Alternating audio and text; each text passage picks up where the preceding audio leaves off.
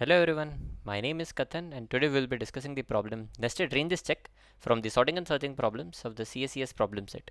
Let's begin. Let me read out the question for you. We are given n ranges. Your task is to determine for each range if it contains some other range and if some other range contains it.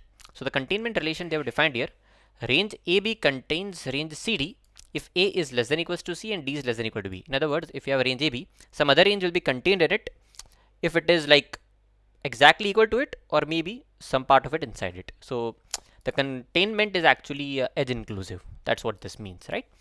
And then put it's pretty simple. We have first integer n which represents the number of ranges, and then we are given n lines that describe each ranges.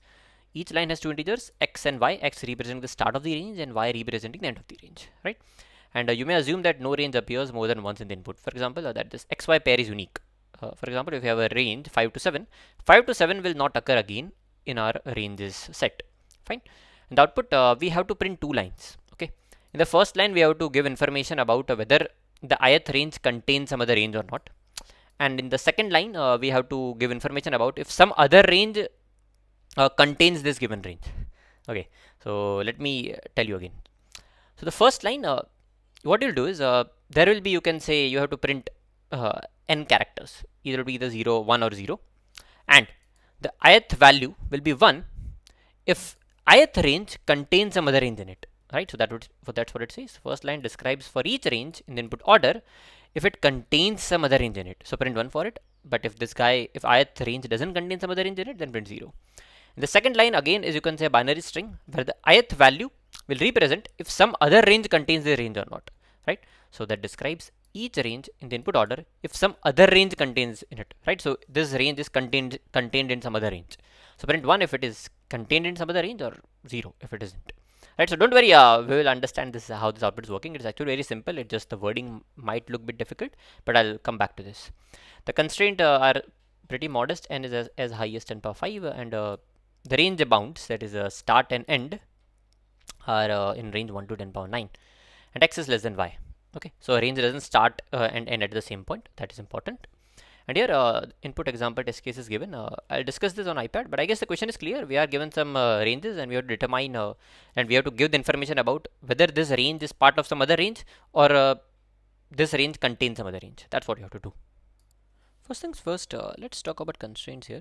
So the number of ranges was as high as 10 power 5, and the individual, you can see, the edges of the range xy was as high as 10 power 9.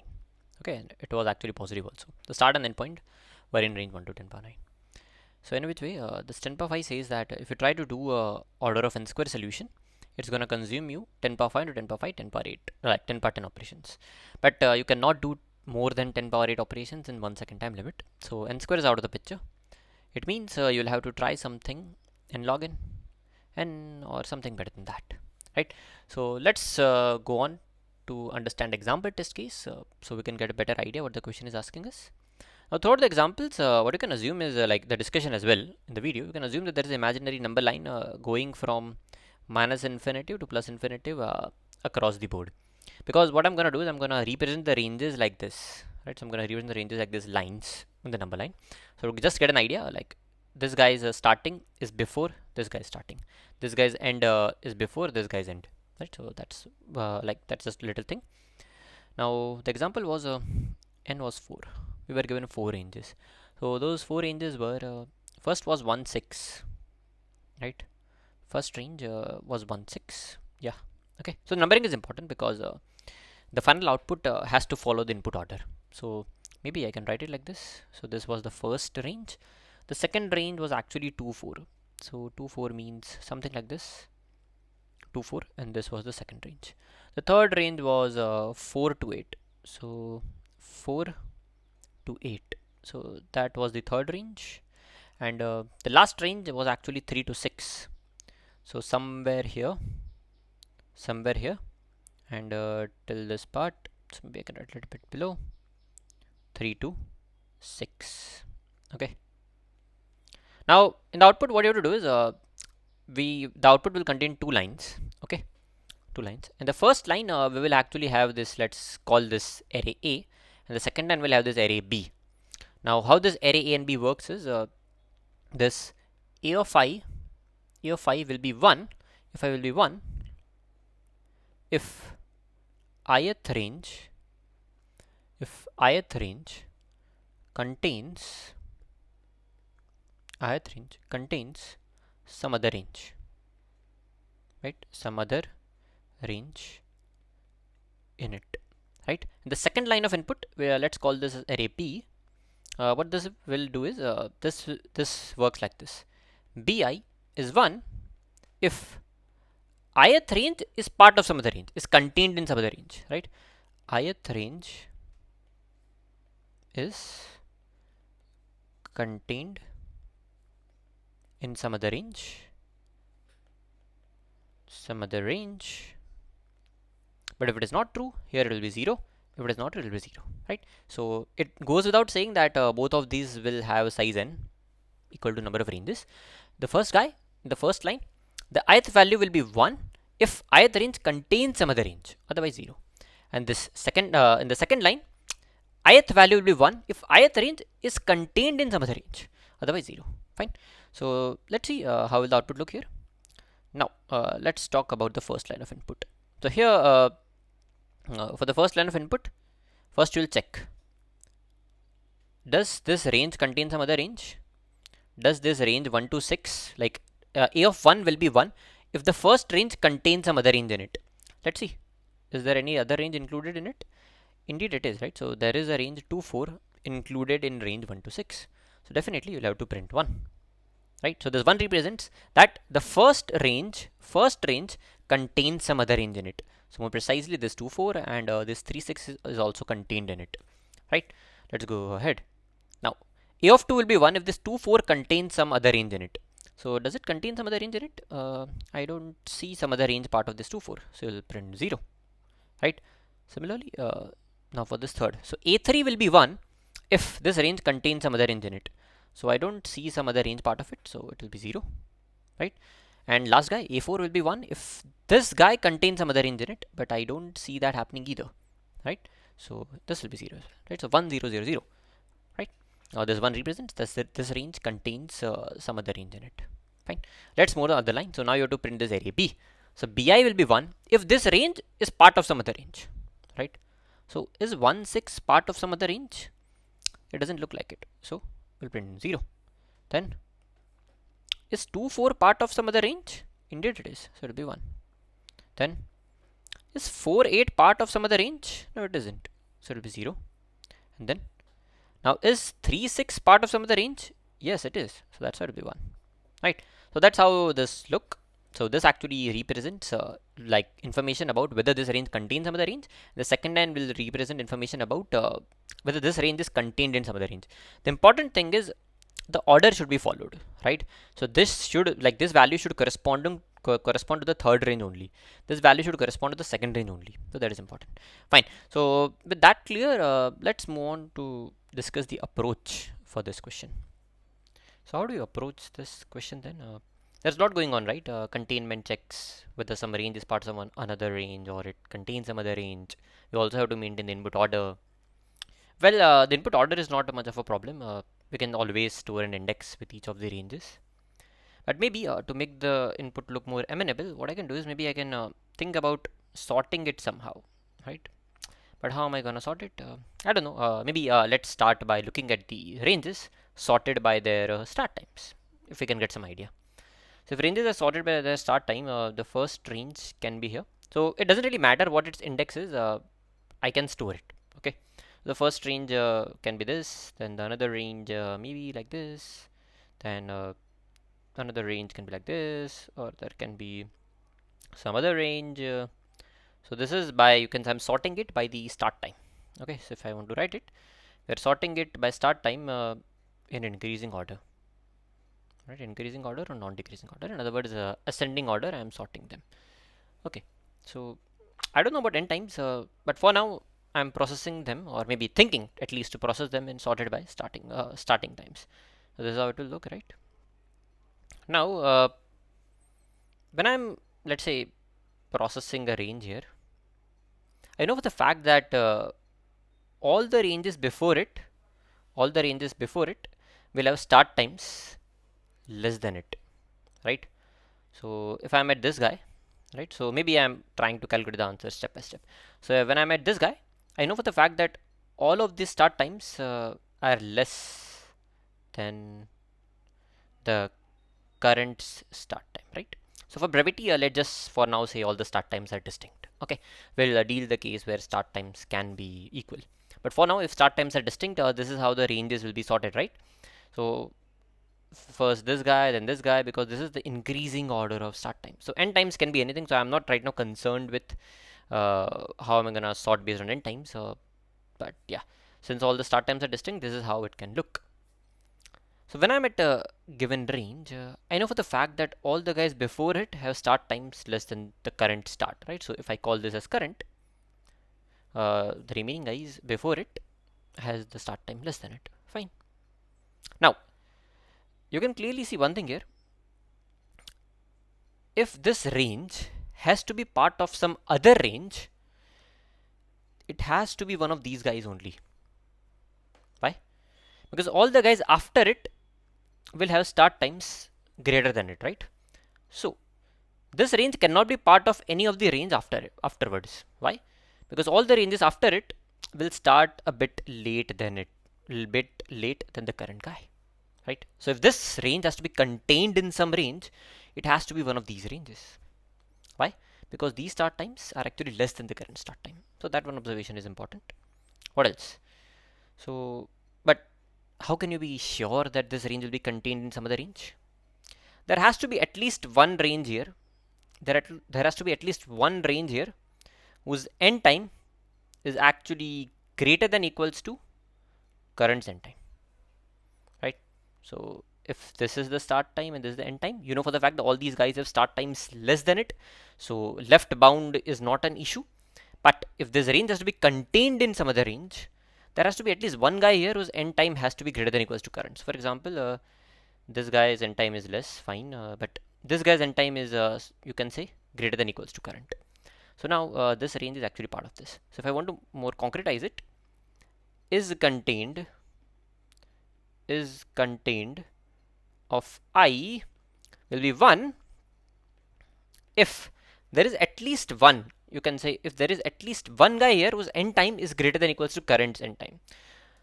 To simplify it, maybe what we can do is we can just find the max end time of all the elements before it. Right, this we can easily do. We can maintain a running max. If max end time of all the guys in 0 to I minus 1 is greater than equals to current end time. That makes sense, right? So why it makes sense? Because the start times any which will be lesser, so there is no problem with the left inclusivity. But for the right inclusivity, whether it is contained in some other guys, you just need to have at least one whose end time is greater than equals to current end time. To simplify it, let's just find the max of all of these. Max end time among all of these. We can easily maintain a running max. And this is contained of I, that is this guy will be contained in some other range if max end time of all the ranges before it will be greater than equals to current dot end time.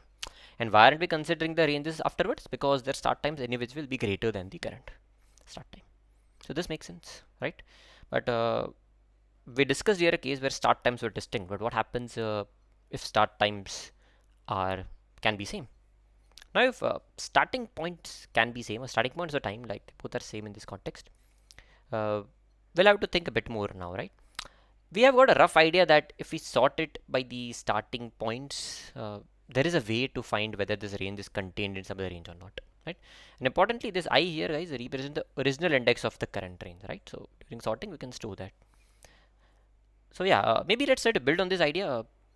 This strategy seems to be working when the starting points are distinct, but what happens if starting points are same?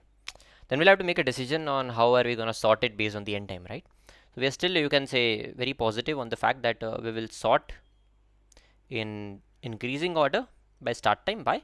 Because it actually helps us find this is contained array, or I guess in our example the B array, right? So we still sort by starting point, fine, but now we'll have to make a decision. If you can say starting points are same, if Si is equal to Sj, then what decision are you make for the end time?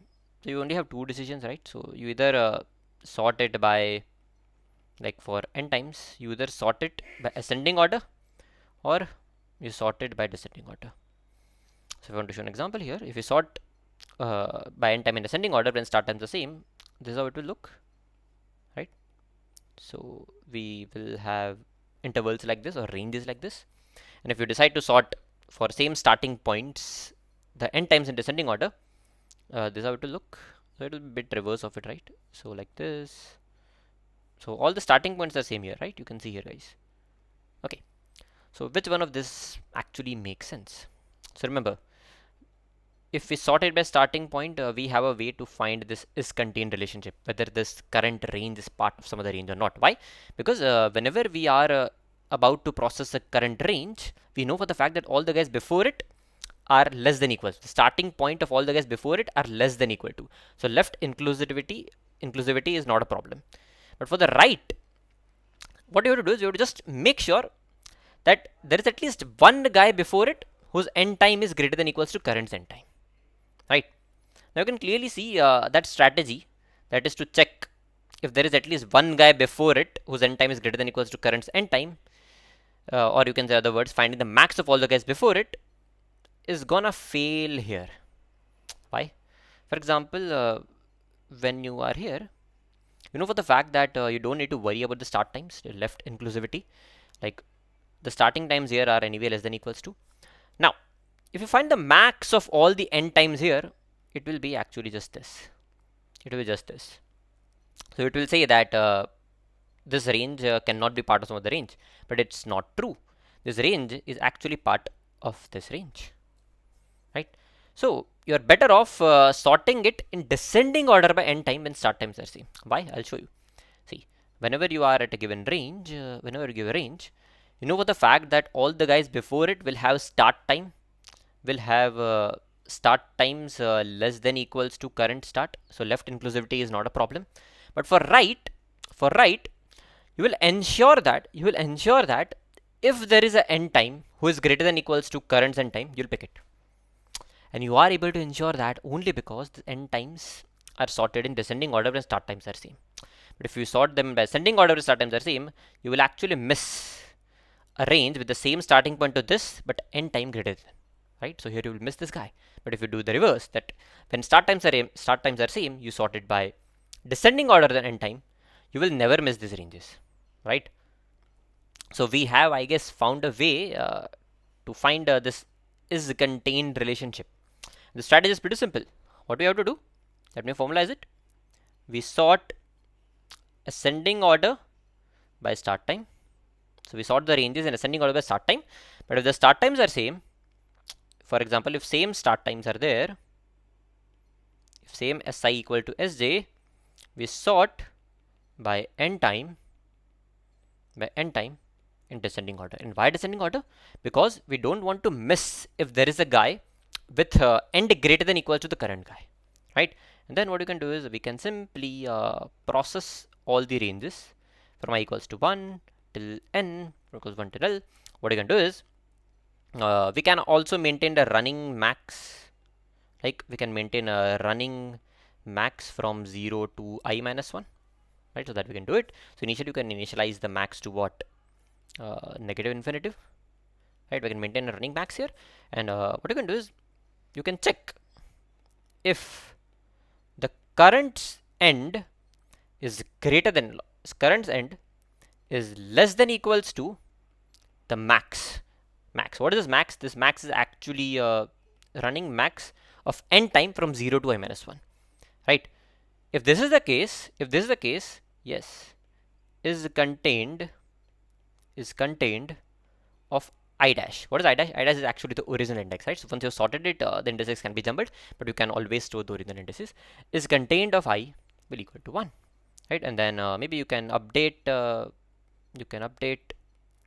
max n time seen till now, right? So this strategy can be applied, and we can actually prove that this strategy works. That is, once you sort the ranges by increasing order the start time, and if start times are same, you sort by decreasing order the end times.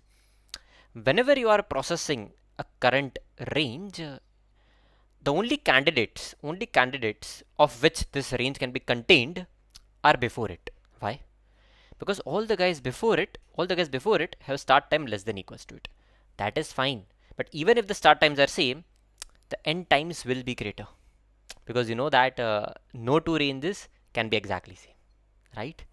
And all the guys after it, the start times can be greater than equals to, but even if they are equal, you know for the fact that their end times will be smaller, right? So you don't consider any ranges afterwards.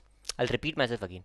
Whenever you are processing a current range for containment check, you only need to worry about all the guys before it. Why? Because the starting times are less than equals to. And even if their starting times are equal, you know for the fact that you will have their end times greater. Why? Because no two ranges can be say exactly same. And all the ranges afterwards don't consider. They are not the candidates. Why? Because the start times are greater than equals to. Right? The start time greater in which way are out of the picture. But even if the start times are same, the end times will be smaller. Why? Because no two ranges can be same. So this strategy works, and we have also seen a proof for it. Informal one, but I guess it's a pretty complete proof.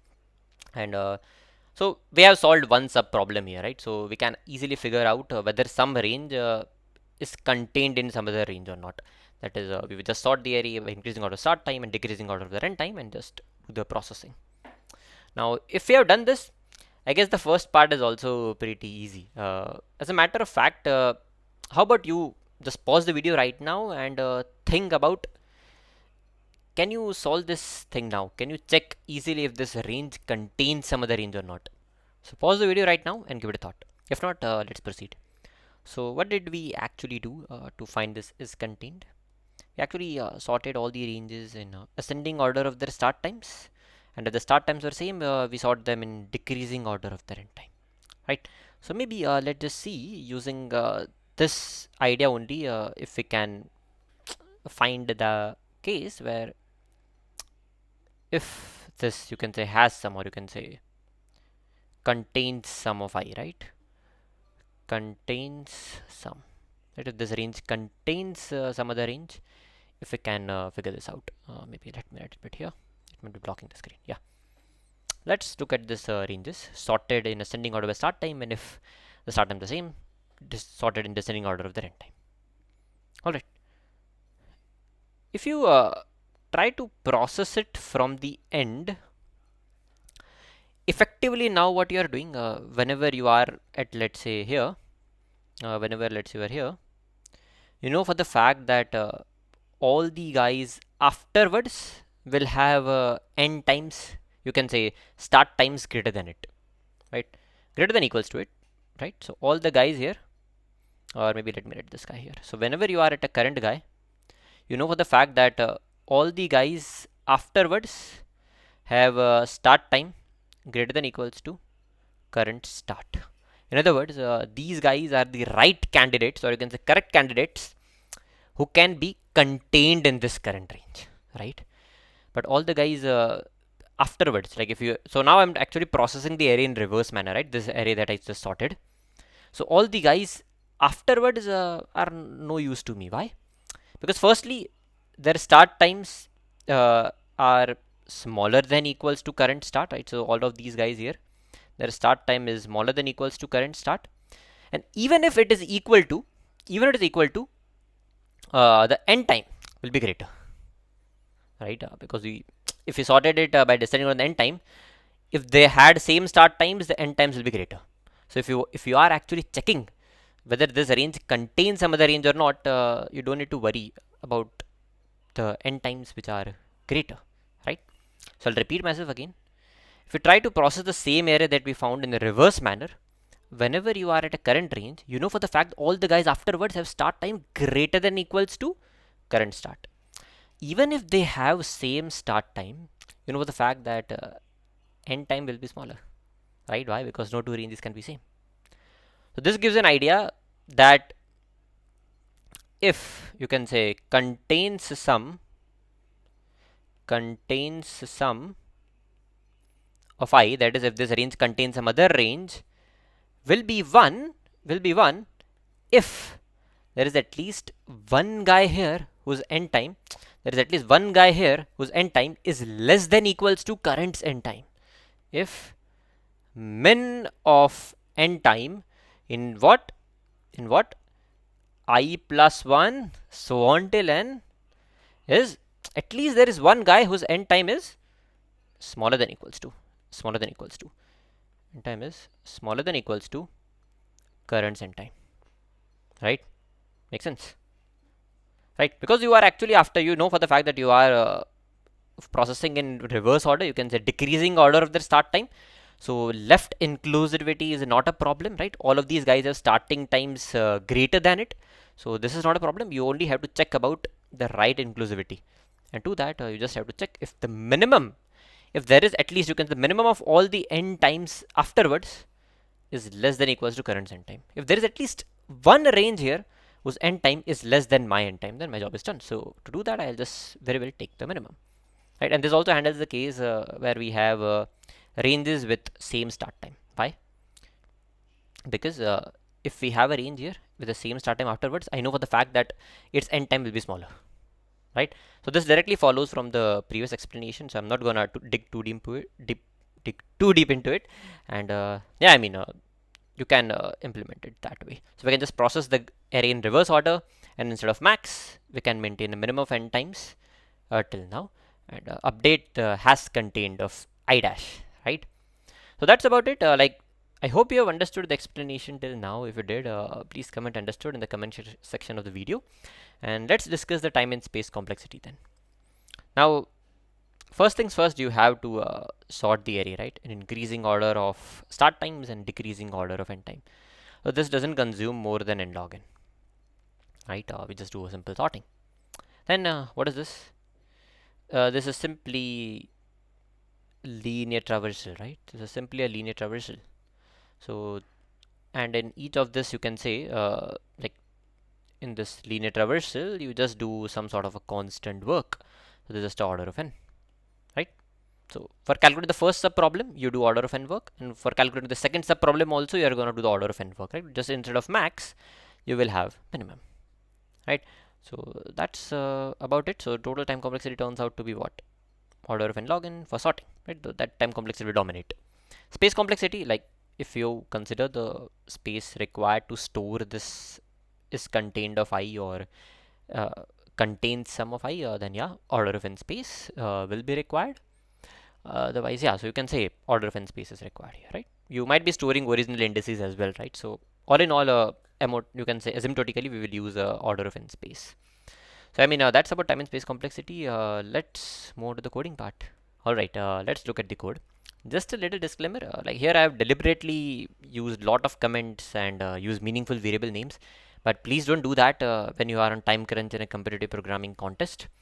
This is a great code when it is this question is asked in an interview, but not so much on a competitive programming contest, right? I'll along the way explain you how can you shorten this code, but I want you to understand this code a bit more. That's why I've written it this way. Fine. So firstly, what I've done is I've created a struct to represent my ranges. So it has start, end, and the original index, right? Because we need that information. Then I've created a constructor here, which nothing. It just takes the start time, end time, and the original index and updates my struct variables, right? Like if you want to shorten it, you will instead use a tuple or maybe create a vector, right? In competitive programming, and then I've defined a comparator here. Now I don't know your knowledge about comparators, but the way comparators work is they take you can say two variables of same data type, and this comparator is going to return true if A is supposed to come before B. Now when is A is supposed to come before B? If their start times are not same, we have to return true if A dot start is less than B dot start, right? If because we are sorting in ascending order of start time, but if start times are equal, then A will come before B if A dot end is greater than B dot end. Simple. Again, a comparator returns true when A is supposed to come before B. So when is A supposed to come before B? If their start times are not same, A is supposed to come before B if A dot start is less than B dot start. So in this case, you return true. Otherwise, if their start times are same, this will return true when A dot end is greater than B dot end, right? So that's about the comparator function. Like usually you write it as a lambda. If you want to shorten it, you don't write it as a separate function. So that's how you can shorten it. Now let's come to the question here. So in first we have this integer n, which represents the number of intervals or ranges. Then I've created a vector of interval. So this struct I've defined above, right? And then I'll take the input, right? Start, end, and I also store the original index. This is important while actually updating the contains or has contains or is contains. Fine. And now I'm gonna sort it. And here, notice, I'm going to use the comparator, right? So we have defined a comparator here. Okay, so this actually sorts the intervals by ascending order of their start time, and if the start times are same, descending order of their end time.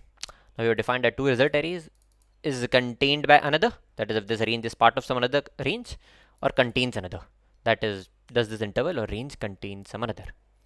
Okay, now first things first, what we are going to do is we are going to calculate whether this range is contained by some another. Right, to do that, what we need to do is we just process the array linearly from first to last guy and check if any previous interval with smaller or equal start has an endpoint that covers this interval's endpoint. In other words, we just simply check the max end so far. So we initialize max end so far to int min, smallest value negative infinity. Then we figure out the current guy, right? So this auto will actually turn out to be interval, right? So we figure out the current guy, and the max end so far is greater than equals to current dot end, right? If there is some interval whose end is greater, then this guy is contained in that interval, right? Or basically this guy is not equal to int min. So like, of course, the if max end so far is actually equal to int min, that any which way the answer, like this cannot be contained in some other range. You are actually processing the first range in the sorted ranges. So any which way, we have initialized all the answers with 0. So initially all of them are 0. But if the max end so far is greater than equals to current dot end, we update our answer, and then afterwards we update the maximum end point till now, right? So we update max end so far with current dot end, right? The next we process if this range contains some other range or not. So for that, we actually process the guy from reverse order, right? And for each interval, you simply check if an interval to its right has start greater than equals to current dot start, which is actually guaranteed by the way sorting is there, and end less than equals to current dot end. We actually simply keep track of minimum end seen here, right? So firstly, we take out the current, then we check. Firstly, this is not, you can say, the last interval and the minimum. If there is at least one guy whose end is less than equals to current's end, then this actually contains some other interval. So contains of current dot original index equals to 1, and we update the minimum, right? And in the end, we just print the answer. The first we have to actually print does each interval contain some another interval, or in the next line we have to print is this interval contained by another interval or not, right? So I mean that's about the code. I guess we have already talked about the time and space complexity here. So time complexity, what? It was actually dominated by n log n, the time used to sort, and space complexity is simply order of n to actually store all the answers, right? Yeah, I mean that's about this video. If you did get something out of it, please give it a thumbs up, and I'll see you in the next one.